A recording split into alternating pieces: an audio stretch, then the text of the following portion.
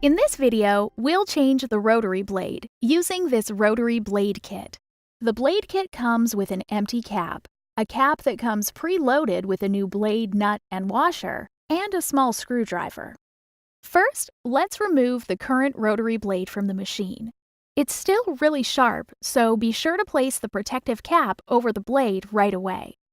Next, use the screwdriver that came with the kit. And it really is important to use the screwdriver provided. We'll remove this screw, but keep it close because we'll need it in just another minute. Now remove the cap and blade. For safety reasons, keep the old blade, nut, and washer in the cap, then you can discard them. Now we're ready for the new blade. Insert the blade housing into the protective cap. Make sure that it's on tight. Let's grab that screw and use the screwdriver until the nut is just past tight. The best way to make sure that the blade is tightened just right is to remove the cap and roll along the edge of a mat, like this. If the blade seems wobbly, you need to go tighter.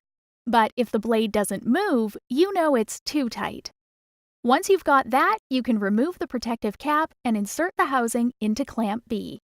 Be sure to keep the cap handy in your storage bin to protect your blade when it's not in your machine. And that's it! You're ready to start cutting again. The Cricut Maker. More tools, more materials, more possibilities.